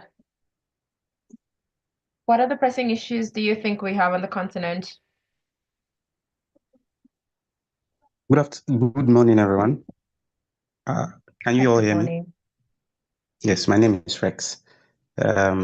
What's really caught my attention, or why I wanted to be in this very room, was the borderless part. And if I understood this question very well, it's saying, what are the problems here?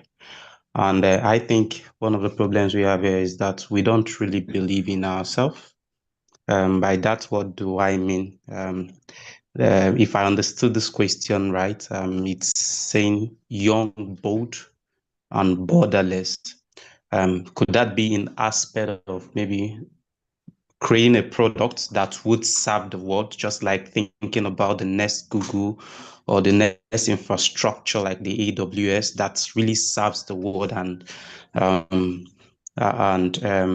mean, coming from Africa, and not just only thinking that, oh, once it comes to this next big thing that serves the world, it cannot come from here. Hence, we are quite big with the most of the social platforms or most of the big tech giants, and not really thinking that once it comes to this part of the world, we can really serve the world in that very capacity. So believing in ourselves is something I think is a big problem for us.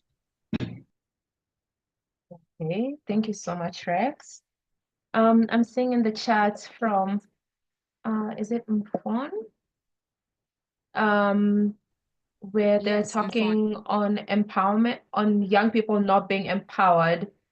Is it possible for you for this to be expanded on? Because empowerment comes in various aspects. Yeah, thank you, Mary. In what aspect of empowerment? Okay, can you hear me? Yes, we can. Thank you. Thank you, Mary. So I think in terms of governance, for instance, and just basically when it comes to being in the place of power here in Africa, it's one of the issues where we don't find a good representation of young people. And for that place where young people are empowered, both in terms of economic resources to even take up such political positions, and also in terms of capacity to hold leadership roles. So I think that's one of the issues we have. Thank you. How do you think young people are responding to this? Okay, so I think a lot of young people are being more aware and taking more responsibility personally for leadership developments. I see that a lot these days. So more young people are aware and pushing for involvement in governance, involvement in leadership, involvement in being a part of what goes on in the continent as a whole. So that personal responsibility. Yeah, thank you. Okay, fantastic. If I could move on to the next question, and thank you so much for your responses. How do you guys think that young people can build transnational solidarity and push for continental level reforms? So think of African Union, think of COMESA, think of IGAD, ECOWAS, SADC. How do you think young people can actually push for continental reforms? So now when looking at unemployment, looking at governance issues, looking at technology, how can we have a look at this as a continent as whole instead of just different member states?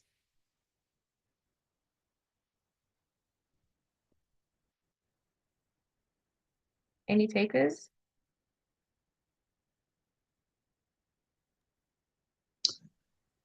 Can you please repeat the question? Are you talking about in terms of is it like regional based, like in Africa, or generally in the world for young people? No, just in Africa.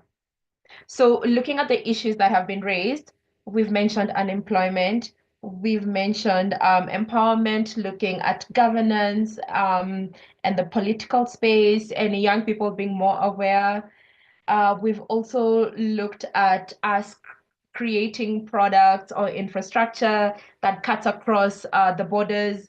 So looking at the suggestions that have been mentioned by the previous speakers, how do you think as young people we can leverage for continental reforms, looking at already the established economic communities that we have?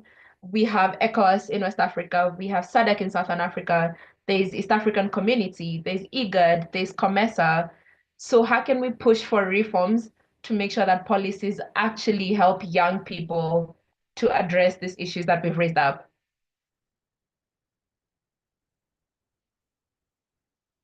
Is that a bit clearer? Yeah, better.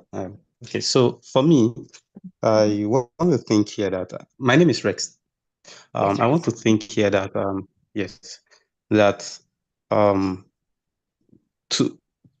it boils down to be valuable. What are the young people doing to be valuable? Nobody gives you certain level of position or gives you a particular leadership height that you're looking for if you don't exhibit certain level of value in the society. As much as we shout and keep yearning for good governance here, just like someone said, freedom is not free. For us to get certain heights and be in the among the nation, I mean, be very relevant even in the entire world. I think we begin to really put out certain values as young people, and not just only the advocacy of we want to be heard, we want to sit on this very seat. So value is everything for me. Okay. So if I've understood you correctly, young people need to go past advocacy and actually showcase what they can bring to the table. Quite true. All right, but now how do they get to engage with all these regional communities, all the different INGOs that create platforms for young people? How do they get to that step in order to show how valuable they are? I think value is something that when you begin to exhibit it as a person, people begin to see what you do, and they begin to give you chances to put out or exhibit what you have there, especially if you're really coming out. So first start by getting value, and somehow when they're looking for those to really take out a particular position, you will be identified. So if those seats are maybe vacant for young ones, and so because of how valuable you are, nobody would want to I mean, you will be definitely given a chance. Okay. If I can expound on what you've just shared, there are various mechanisms and frameworks that address young people and issues that are being faced on the continent at the moment. So, for instance, COMESA, I'm not so sure how many of us are familiar with COMESA, but it's the largest economic body on the continent that covers 21 countries. And they have a youth platform called COMESA Youth Advisory Panel that basically get to advise member states in terms of trade, on the African Free Trade Area agreements, on peace and security, on gender. IGAD has a similar one, COMESA has, SADC has. So for the young people who don't know that these mechanisms are there, because in order to advocate for something, you need to know the channels to use. So my question, if I can expound just from the previous speakers, is how do we leverage the platforms that are already there in order to push for policy changes? Because these are now the bodies that can take our recommendations and change policies to work with young people. So that is my question. How do we push for the reforms? I think And people I'm seeing already Michael's hand is up. So people are already joining from the breakout room. So if you can just have Michael and Randolph, so we can close. Yeah. Okay. Michael? Michael, 1 minute, please. Can we be given like 5 minutes because we're literally kicked out of No, our hello. It's okay. Thank you so much. Once again. I even forgot I raised my hands, but I've been able to write my thoughts, in the group. I don't know what happened, as soon as, you were, there was a disconnect between us and I forgot what I wanted to say. But you see, that's the beautiful thing about, speaking and staying with people who, are like-minded. You've spoken about policy advocacy, but, we could provoke executive orders, understanding how these things come to play from the top of the pyramid to the base of the pyramid, right? Right. I think that's just what I want to say. That should be nuanced enough. So I don't want to go into the nitty-gritties. I believe we all understand. Thank you. Thank you, Michael. We have one last question. If we can just have 2 more minutes and then we'll round up. So others have actually left the group to be here with us right now. So it's not everybody else is here. Yes. Even though they asked for extra time, we were trying to ensure that we close by the hour, 2 hours. So what do we do? Do you want extra time, or do you just want us to get your feedback? Because the commission can actually continue online, but it's important that we also get your feedback and let you have the rest of your day. Irene is saying yes, extra time, yes. So I'm not sure how we can break you back into your rooms for extra 5 minutes. I don't know if it's possible, Larry, because they still want to talk. Desmond is saying yes. Let's talk more. Irene is saying, IT, please help. So IT, is that possible, or do we just share thoughts? Okay, how many more minutes? 5 more minutes. That's what they asked for. Okay, I'll do that. Okay, thank you. Thank you. Yeah. I think young people in Africa, we like to share our ideas. So we want to move Africa forward. So give us 5 minutes extra. Yes, I was about to complain. Max, our conversation had just started on the other end, then poop, we were brought back to the main room. Wow, okay. So I believe 5 minutes should suffice. Yeah. Please, IT, if you can make it 6 so they can round off in 1 minute as well. But thank you for the extra time. We'll have 5 more minutes to actually do this, then have 5 minutes to share these recommendations and close for the day. Thank you. I think the rooms are open again, so please join your previous room. And please don't jump ships. Get back to your initial room. Thank you. Okay, I think I'll give it like 30 seconds before I ask my last question. Yes, please go ahead, Mary. The room is yours now. All right, fantastic. Do I still have Daberchi with me? I hope Yeah, he's you in can this always room. count on me. You can always count Oh, on me. okay. Fantastic. Thank you so much. So I'm just gonna jump into the last question, which basically speaks on what does meaningful youth inclusion in policy making look like, and how do we achieve it? We've given some really brilliant recommendations from the two previous questions. So I think to wrap up is, how do we then get to that stage whereby we can actually influence and be included in policy making?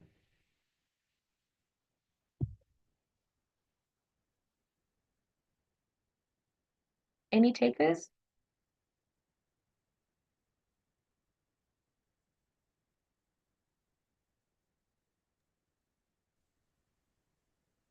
Please, can you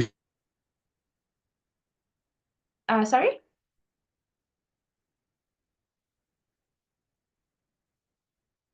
No, someone Hi, speaking. Mary, please, can you take the question again? Oh yeah, of course, of course.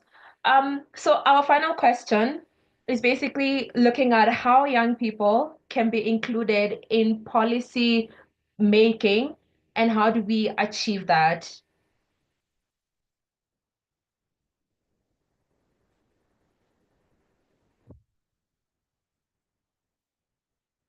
I'm seeing a comment here from Youth Cafe Partnership.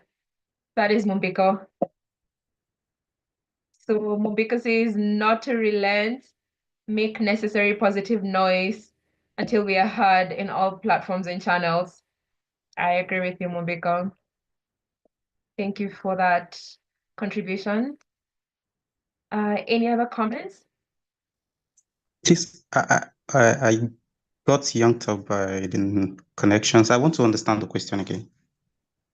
The question is, when it comes to policy making and influencing, how can young people be included in this, and how do we practically achieve it? Thank you, Mfon, for your contribution in the chat. Mfon says, keep amplifying youth voices, leveraging all digital platforms. I'm in agreement with that. Any other comments? So, Okay, yes. I would just say that we'll have to keep turning up. You'll have to? We have to keep turning up all the time, no matter how Yes. long it takes. Absolutely. And how do we encourage young people? As we've seen, there's been so much apathy when it comes to making changes. There are those who come out, but then there are those who keep thinking nothing will change even if I come, because the leaders of our day just keep making their own decisions. But how do we keep pushing to make sure that, yes, our voices are heard? And not only that, but change actually happens. What are some of the practical ways? So yes, we can do this in the digital space, but how do we keep showing up? How do we keep encouraging our fellow youth to come out and fight for our rights and be included? What would you advise other young people who are not on the call today? Okay, for me, I think we need to first start on that angle of education. You can't fight for what you don't know about. If we must be very relevant in this very space and seek or push for whatever we're pushing, we must first understand what is that we're fighting for. A constant and a repeated education on policies will really go a long way. Then after that, we begin to, push for it. So it's what you know that is your right that you can fight for. So re-educate and re-educate for me. Absolutely. I completely agree with you. In any other thoughts?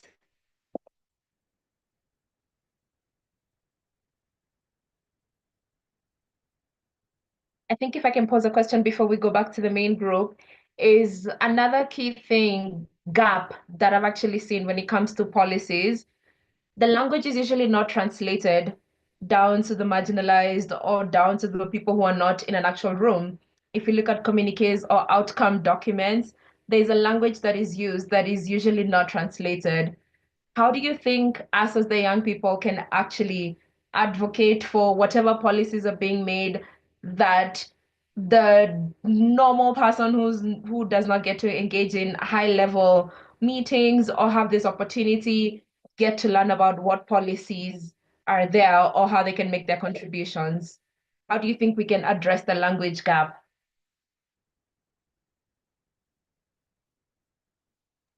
So I'll just speak politically. I'm sure most of us know the popular saying that every politics is local. So I believe every one of us is coming from somewhere. So I think what we need to do to fix that is to go back home, go to the grassroots, engage the local communities, speak to them, in the language they understand as our people, and have them participate in whatever we're doing, whatever we do at that national, continental, or regional level. We have them cascade that into the local communities and get the same result at that local level. Yes. I absolutely agree with you. And what about in terms of accessibility? How many of us know where these policies are being made, where these discussions are being held? How can we bridge that gap for our fellow young people who are not in these spaces? How do we make sure that they know what is going on?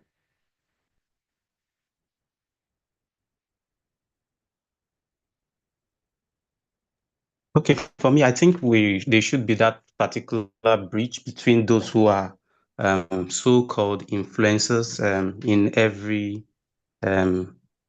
community or so. We have a lot of persons that are influencers. The best they could do is not most time breaking news. I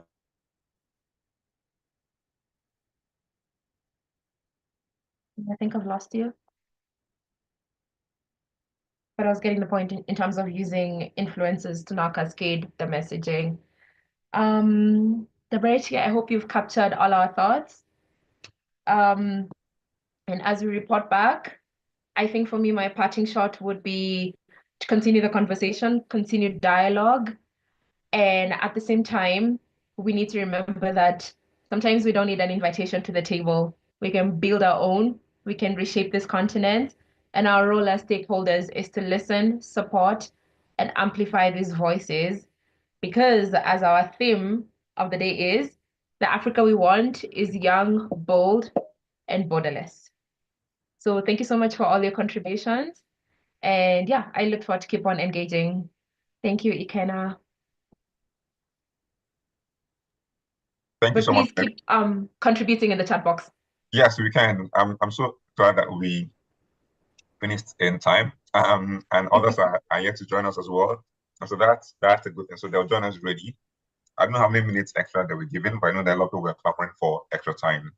And I think it's the essence of this conversation. We want to ensure that we have more Pan-African conversations, actually. We want to ensure that we have more young people from across different countries to collaborate. This is very timely for us as well as at Libre Africa to collaborate with Youth Cafe to drive this, because we want to see more regional collaborations as we champion, because we have similar challenges, similar problems, similar issues around the continent, and it's such a great pleasure to be here. I was in Kenya a couple of days ago, is it days now, where I met Pico and the Youth Cafe team, and I was quite excited about the work that they do, and I learned a lot about activism. I think Kenya is should be crowned king of activism in Africa right now, because the way they hold the government accountable, it's phenomenal. I learned a lot, even how we will domesticate some of the things that we've learned, it's brilliant.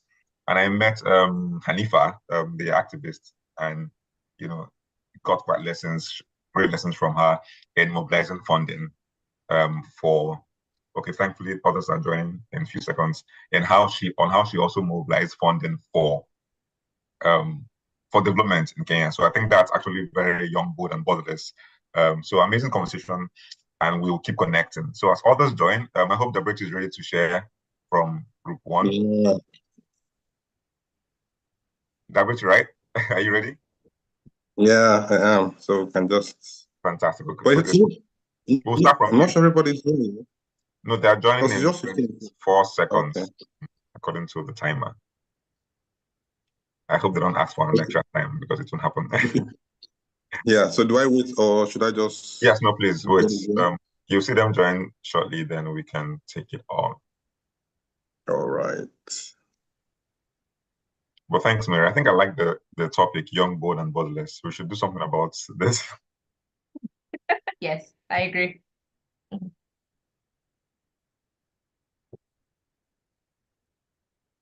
Okay, welcome back to the room, everyone. Good to have you back. Good to have you back. Good to have you back. Welcome, welcome, welcome. So without wasting time, because we are a few minutes past the hour already, I'll invite the rep from Group 1, Dr. Brechi, to share insights and recommendations in 2 minutes, please.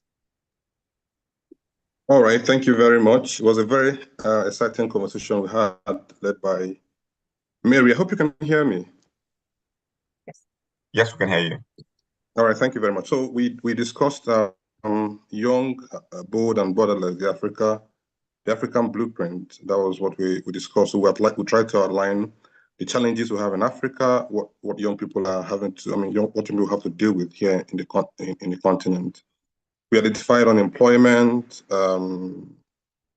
empowerment issues, and the fact that young people's voices are not amplified enough.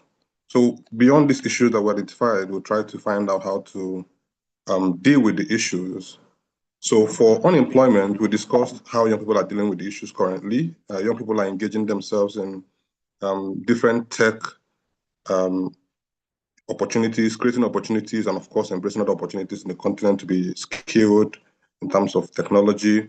We also identified a challenge with self-belief. Most young people don't believe that they can actually create global solutions here in Africa. So we discussed that to deal with that, we are having to engage more, like some of these programs, online conversations that we're having. Thanks to Leap Africa for bringing this on board.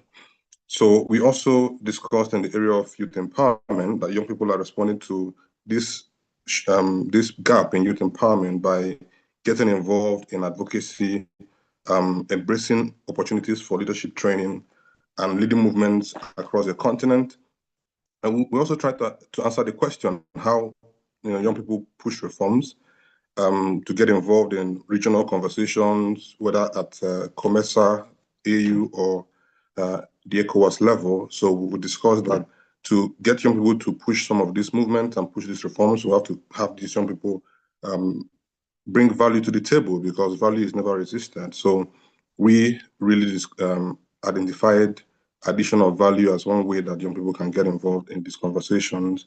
We try to also answer the question what meaningful youth inclusion looks like and how we can achieve it. We said to achieve meaningful youth inclusion, young people have to keep speaking up, they have to keep showing up, and they have to keep educating those who don't have as much opportunities as some of us here have. So in the end, we've got to continue, and keep, speaking up, keep showing up, because at the end, we want an Africa where young people have the opportunities to shape what an Africa that is old.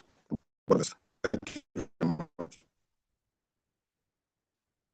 Thank you. I think your network is focusing at the end, but thanks, Daberechi, quite insightful. We need to keep speaking up, we need to keep showing up, and we need to also give opportunities for other people who don't have the platform and access like we have. That's spot on. I'll welcome the delegate from Group 2, who is your representative, to share.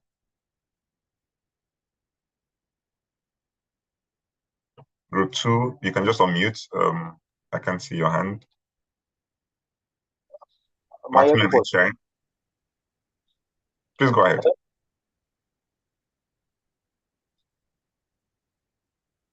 Go ahead, Group 2. Who is sharing on your behalf, Maximilian? Am I audible? Yes, you are. Oh, apologies for that. We were discussing 3 questions from our end, and I'll just have a brief on each. So we have just touched on 3 things. That is ownership. That was in question 1. That is what makes youth-led development models succeed or fail, and we touched on 3 things. That is ownership, mentorship, and consistency, where youth-led models thrive when young people are not just the face, but the drivers from planning to execution. And also need mentorship across generations, where knowledge flows both ways. Failure often comes from underfunding and lack of flow or follow. That is follow through and honestly and burnout. Youth burn out very fast when systems expect impacts without resourcing or structural support. The second question was on what skills, support, and systems are needed for African youth to move from activism to long-term change making. Skill-wise, that is system thinking, strategic communication, and policy literacy, which are critical areas. And also, it's not enough to know what's wrong. Youth must understand how change happens and how to work within the system. In terms of supports, youth need psychosocial safety, legal aid, and leadership pipelines, whereby youth-led CSOs can be able to access low-cost legal support when they are being targeted for civic education. System-wise, that is, governments and donors need to treat youth organization as long-term partners and not one of the grantees. The last question was how we can foster innovation ecosystem that truly serves the youth. Here we were able to agree on that we must be able to localize innovation ecosystems. What we mean by this is that not every great idea comes from a capital city or a hackathon. We have seen local innovation labs inside TVET's institution, for example, that is in Uganda, whereby supporting youths to build context-driven tech for agriculture and water access.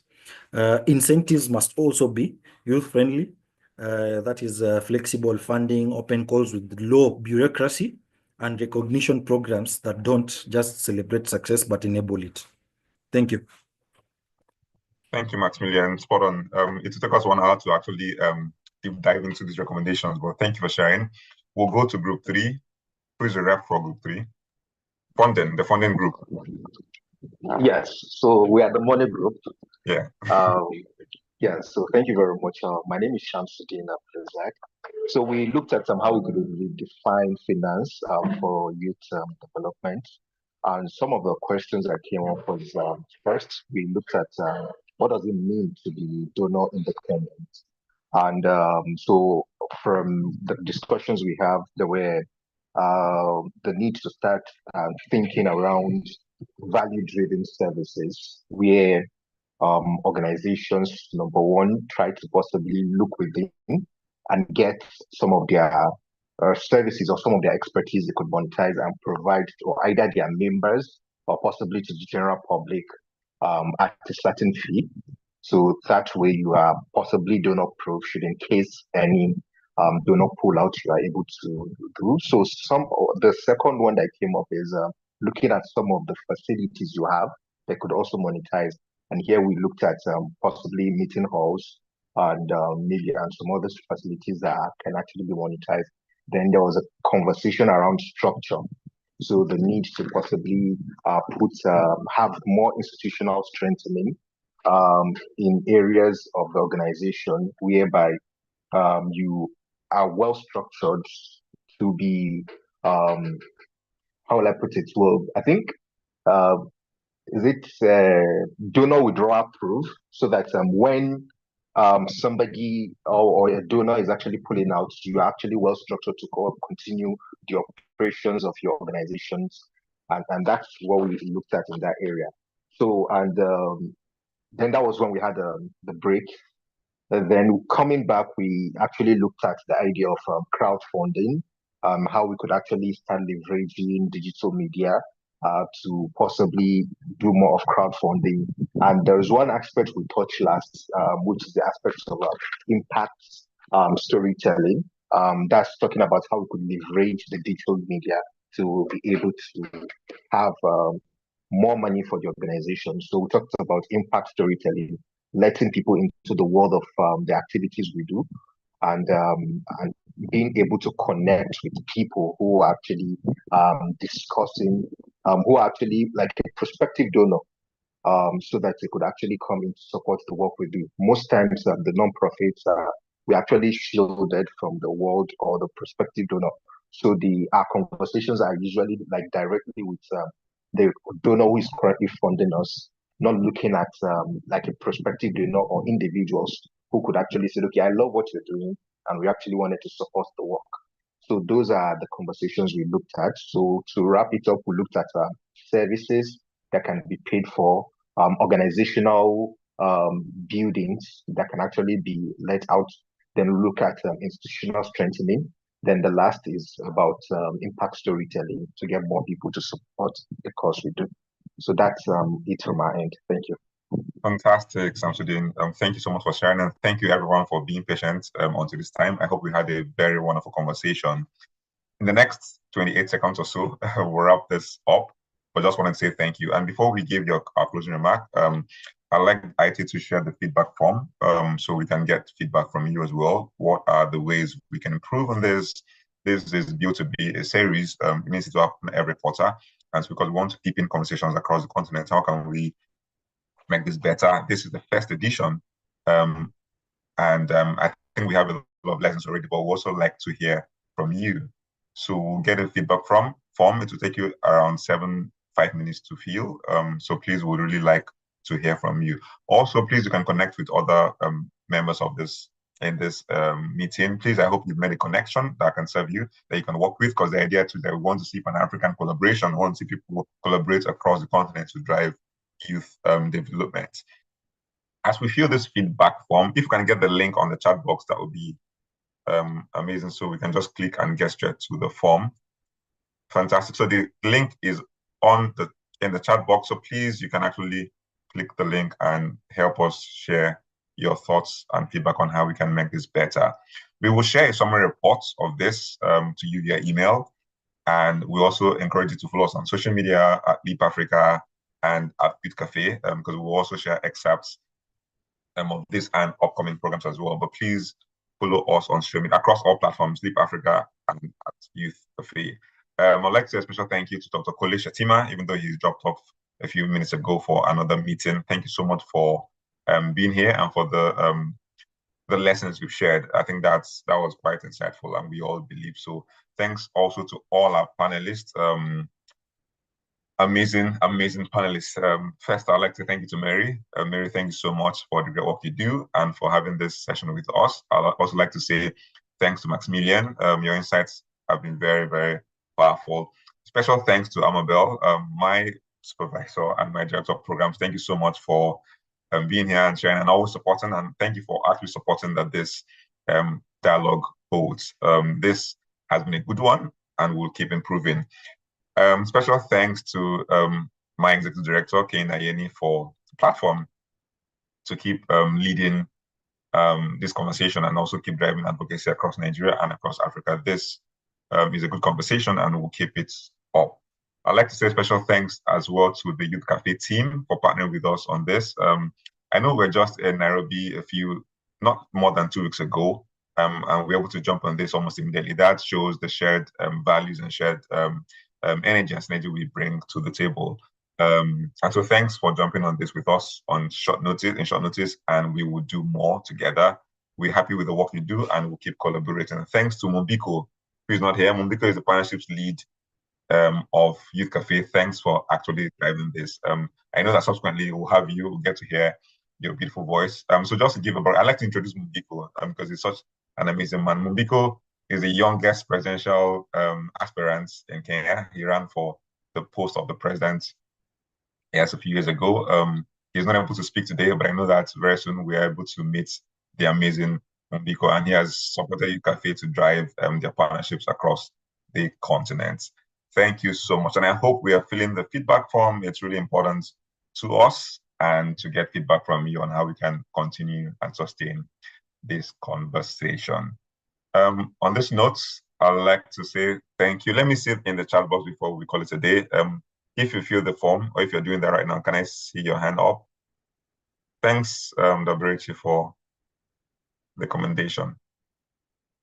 Please, are you filling the feedback form? Thank you, Ikenna, for your wonderful anchoring and moderation. You're thanking everybody, but no one has thanked you yet. So let me thank you on behalf of everybody. Thank you so much, Ikenna. You've been phenomenal. Very well done. Thank you, Amabel. Thank you, thank you, thank you. Miriam, is your hand up or you're filling the form? I'm trying to be sure that we fill the form before we go because we need your feedback. Very, very important to us. Yeah, I'm personally filling the form now. Thank you. Thank you, thank you, thank you. So how we listened to your feedback, we gave you 5 more minutes. I think we even made it 6. So your feedback is important to us, and rest assured that we will act on it always. So your feedback is necessary to sustain this. Thank you, everyone. And I hope we've been able to connect with our colleagues, people in the room, people in this general room as well. Let's keep collaborating, let's keep working together, let's keep driving the Africa that we all want. Until next time, we'll let you know when the next edition would be. And please be sure to help us share so we can have more young people in the room. On this note, I'll say thank you so much and sincere apologies for taking this meeting a few minutes past the hour that we have planned. Have a beautiful rest of the Thursday and have a wonderful weekend. Bye, everyone. Thank you, Ikenna. Thank you, Leap Africa team. Thank you, Youth for Faith. Have a good day. Thank you, Mary.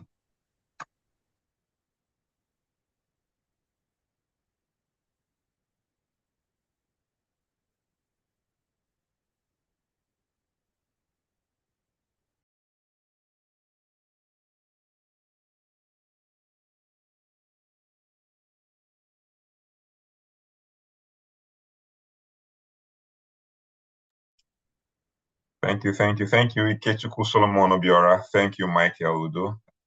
Thank you, Rex Ogasa. Thank you, Irene. Irene's there. Thank you, everyone. Thank you, Daberechi. Thanks, everyone. Have a good day. Have a good day. Have a good day. Thank you. I'm just trying to finish filling the form before I log out. Yes, and that's what I'm here to click on submit. Fantastic. I'm here to ensure that you also fill the form and support you as you fill the form. So please, you can stay back, fill the form, so it doesn't go out of your browser. Yeah, I actually got to the end, but I'm clicking on done. The browser seems not reloading. I don't know. I think it's your network. You can start again if that's not plenty of work to do. Or I can just try to keep clicking.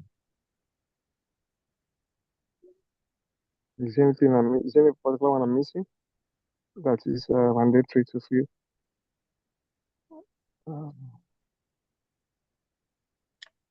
Thank you, Femi. I think a thank you means that you fill the form as well. So thanks, Femi. Thanks for filling the form. And thanks for participating.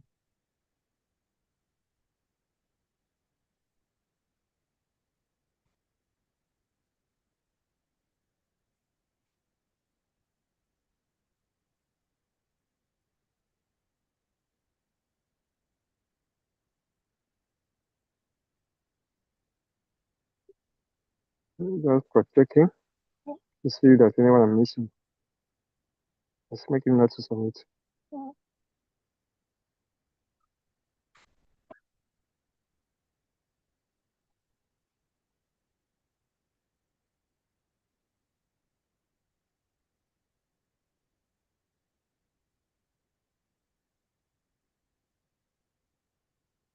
Okay.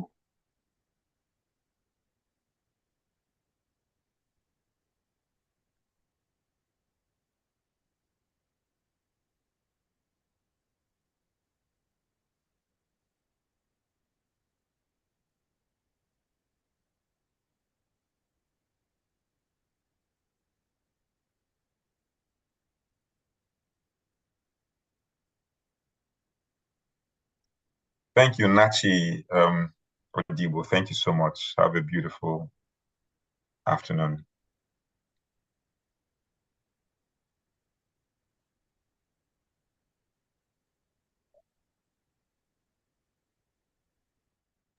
Okay, Ikenna, thank you. Have a good one. Thank you, Irene. Thank you.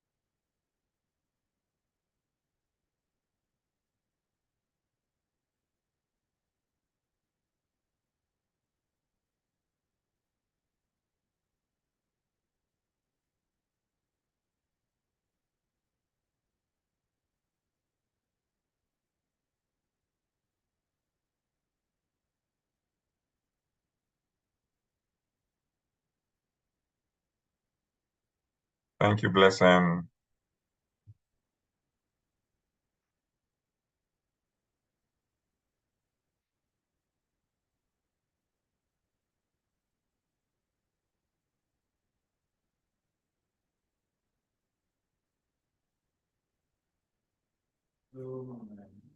Hi, Mr. Ikenna. Are we done? Can we leave? Yes, you can leave if you're done with the form, please. We're done. I'm just here to encourage others to complete the forms. We're done. Thank you so much.